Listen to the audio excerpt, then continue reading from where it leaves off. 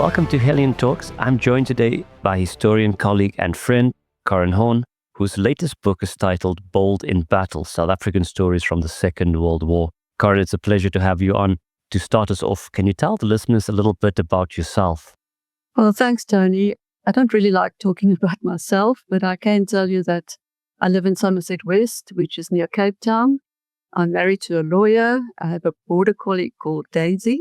And when I was small, I used to tell my parents I wanted to be a private investigator, which is probably why I'm a historian today.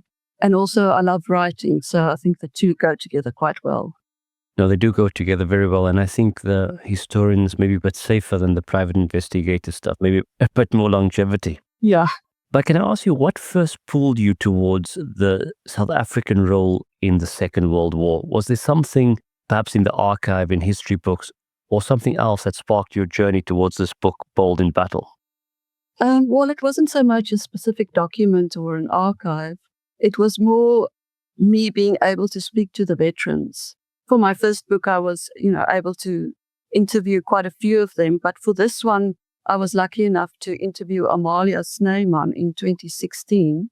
But it wasn't until I collected a few more diaries and memoirs that I realized I had a book on my hands. So then along came COVID, and I had the time to put it all together. But I must say it was Amalia's wartime experiences that inspired me to get the book out and, on the shelves. So I'm really grateful to her. She sadly passed away a few months ago at the age of 104.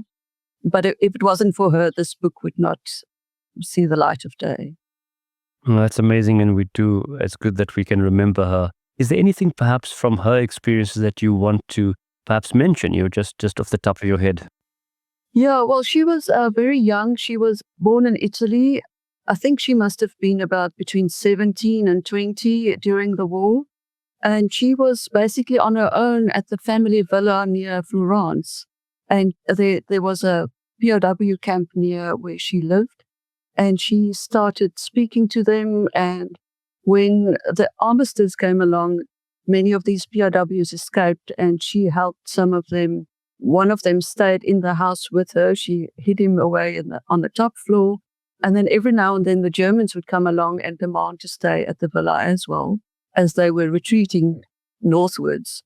And she had this very difficult balance of keeping this man hidden on the top floor and entertaining the Germans on the ground floor. So she was actually in a very difficult situation, but she coped with it very well as far as I could tell. So it's just remarkable that such a young woman could, cope with this situation and come through it all right. And she was actually quite brave, I think, to do what she did. She certainly was brave. And I think I've maybe jumped a step ahead. For many of our listeners, they would have perhaps know about the US, the British involvement, and so on. But South Africa's role is not always put front and center. Could you perhaps give a bit of the context around South Africa in the Second World War? Well, the South Africans, I think the most important thing to remember about them is that all of them who went to war were volunteers. Jan Smuts didn't want to have conscription again because in the First World War, it led to a rebellion. So he wanted to avoid that and ask for volunteers. But at the same time, there was a big section of the South African population who were totally against the war. And he had this propaganda balancing act between the home front and the battle front throughout the war, with the country being quite divided, pro-war and anti-war. So I was lucky enough that a number of the stories I have in this book also reflect the tension between the battlefront and the home front, not in direct conflict, but just, with somebody being away from home for so long, and how the people at home had to manage without the father or the sons being at home. Yeah, that can only be difficult. And can you perhaps share a few stories about the wartime experience of those who were captured? Well, for me, what stood out was that, when you read letters or diaries from that time, you see the war play out as it did for the men who were there. So you don't have the benefit of hindsight. And that gives you a totally different perspective. So the reality for the South Africans, most of whom spent quite a long time in the desert conditions in Libya, you really get to know how they lived there, the tents, coping with the dust storms and the flies. They all mention those things in their letters, but it's almost as if the desert itself became an enemy. And in a similar way, we see how their equipment, whether it was anti-aircraft guns, armored cars, or tanks, how they became very attached to these things. And when they were, transferred to another regiment, it was quite a big thing for them to leave their equipment behind, which is something I didn't, expect to see, because you think of these things as an inanimate piece of steel. And then also for many of them, I think they were aware that they were more or less on the sidelines of the war in many cases, and the part they played was a relatively minor one. And this frustrated them quite a great deal, especially if they could hear fighting in their vicinity, but they were kept in reserve and waiting for orders to join the battle. And I think that is why when they actually did get the opportunity to go into battle, they made the most of it. And this especially comes out in the experience of those who fought in Italy. There was one man specifically, Gerard Gaffney, who fought in East and North Africa, and then he also went to Italy. And it was in Italy that he really showed his true colors. His letters and his diary read like something out of almost an SAS handbook. And I get the feeling that he would have done it all over again if he had the chance.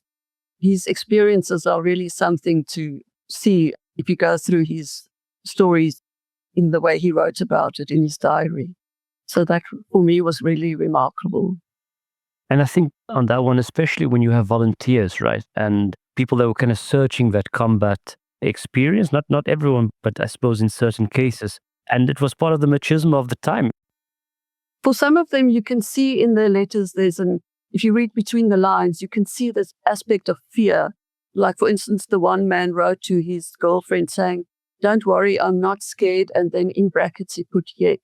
But in Gerard Gaffney's case, he just went for it all out. He actually went on with a friend of his on their own little missions at night, which I'm sure was totally against all the rules. But, they talk about it like, when they come across a number of Germans, it was like shooting buck, like, go on a hunting trip in South Africa. But for them, it was the same in Europe, in Italy with the Germans. And I think also in his case and many others, you really see how luck plays a part, because, the man next to you can lose his life in an instant, but because you are a few centimeters away, you come out of it alive. That really stood out to me when I went through these letters and the diaries, how easily you can just, get hit by something or not. It's just a case of luck. I'm so tempted, Karan, for our listeners with, the saying that's attributed to Napoleon. We don't know how true it is, but, on the saying that the general's really good. But is he lucky? It's so much just a part of life, and certainly warfare and the study of warfare shows it. Just your point that, especially in large industrialized war, there's not that individual hero or whatever. But I think the biography and the battle of memoir later on is what really, makes one theater or one campaign a bit more important than the others. It just resonates what you said about people feeling like they weren't center. And I think that comes out a little bit even in the, a lot of what's popularized today. Yes, I think the hardest thing for the South Africans in Italy was when they had to stand at the side of the road and let the Americans go through and enter Rome first. And this was a great disappointment to them. But on the other hand, some of them actually describe in a letter, one of them described how he was in a situation and he had to make a decision. Do I want to be a hero or do I want to be a dead hero? Those kinds of decisions in the midst of a battle must be quite difficult, because it's almost as if you get the idea they work on instinct during the battle. It's, you can plan a campaign, but when the battle starts, nothing is predictable. And these men were right there in the middle of it. So they had to make 1,000 small decisions every hour. And it's quite amazing to see what they will do and what they are capable of when they know that their survival is at stake. So it's quite remarkable to see what they can do and what they are willing to do and what they aren't willing to do. And no battle survives the first shot. And no, of course, survival is the first thing. And when you were going through this, was there anything that really surprised you? I know you mentioned a couple of different things, but is there anything else that sort of took you aback a little bit? Well, I think for me, when Tobruk fell in June 1942, all of the letters I had and the diaries of the guys who were there in the days before Rommel took Tobruk, they all wrote how safe they felt, and they were sure that the Germans were going to retreat at any moment, and they wrote home to say, don't worry about me, we are in reserve, or we are, not in the middle of the fighting, we are all safe. And yet all of them were captured when Tobruk fell in 1942. And for me, this is, you can't look at it with hindsight and say they must have known, the dangers that were upon them. But I think if you consider the Battle of Sidi Rezaiq just a few months before, where the South Africans had very heavy losses, you would think that they would be a bit more careful when they spoke about Tobruk and the coming battle there. So that to me was quite a surprise, how they were caught unawares at Tobruk and were not prepared at all, it seemed, if you just look at their letters. And then also some of the letters I had were from children written to their fathers. And this was also quite a revelation to me, to see the impact of the war on the children and how they coped without their fathers being home. And after the war, quite a few of these guys had to go home and mend the relationships with their children because they were too young to understand this long absence of their dads. Yeah, that's I think a really difficult one. And, I suppose it's something that's kind of been a continuity of warfare throughout the ages, right? Like the idea that I suppose today it's men, women, and sort of everyone beyond the binary too. But supposedly back then and before, it's just this male relationship, and it must have been difficult. And I think it lives on in a number of different ways, right? Like that. I think as a kid's needs change, and it becomes very much a story of I'm obviously just some assumptions here, or just some generalities. My father, the hero, but at home you just need actually your dad. So I totally get that. And that's also part of, the sacrifice of war. It's not only the men in battle who actually sacrificed, a part of their life or actually their lives. It was also those who stayed behind who made sacrifices. So it's, if you think about sacrifice in war, it's a much broader concept. It's not just sacrifice on the battlefield. Absolutely. And I think we discussed it previously, that, just the difficulty in that and, the different levels of it. So it might be the father that leaves, and then it might also be the person that doesn't have a family yet. And in some cases of the POWs, they even met people in different countries, right? And got married. So there's all kinds of layers to this, it almost becomes a globalizing, event. Yes, it's different for each person. You can't really make generalizations when you speak about this. So, each person had his own or her own experience of the war. Some of the POWs felt that the years they were away from home were wasted years, and others said they wouldn't exchange that for anything because they learned so much about themselves and about humanity in general. And I think that's why I like to write about individuals, because it's the generalizations where the misunderstandings lie, I think.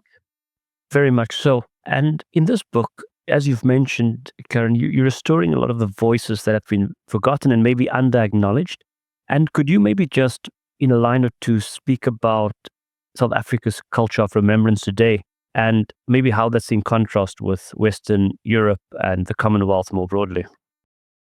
Well, unfortunately, I think South Africa's record or commemoration when it comes to the First and the Second World War is not great, especially when compared to what one sees in the UK or elsewhere. And some may argue that, the commemoration in South Africa reflects the small role we played in the war.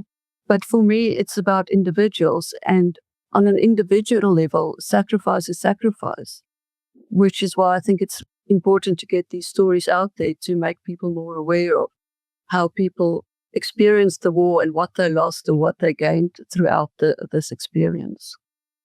Thank you so much. I agree with that. It's important that we keep the memory alive for everyone that contributed to the Allied success. I mean, of course, we declare our bias in that. But do you have any last thoughts, on the whole experience, Bold in Battle, and what the listeners and readers have to look forward to? Well, like I said, I was very lucky that people actually trusted me with the diaries of their grandfathers or their fathers. And I think in South Africa, that is also quite important for people to know, what to do with these things. I've had quite a few queries from people saying they don't know what to do because they don't know about archives or museums where they can donate these diaries to. So I think that is quite important, just, to link with the question you had on commemoration. And also, some of these stories are so, like you said, under-acknowledged. And also when they came back from the war, there was no real acknowledgement of what they did and the sacrifice they made. And when one considers that a new government took over in 1948 and began with a campaign to ignore what happened in the Second World War, I think it's even more important now to bring these stories out and to share them with people. It's not something to keep to yourself. It's just a pity for me that those people who were there aren't able to see, the efforts we make now to give them acknowledgement for what they did. That really is a shame, but I hope that the families of those people do feel some value through all the hard work that's being done to conserve those memories. All I can say is a big thank you once again for joining us today, Karen, and to our listeners, thank you so much for joining us, and we will include all the links in the show notes to this lovely new book. Thank you so much. Thank you, Tony.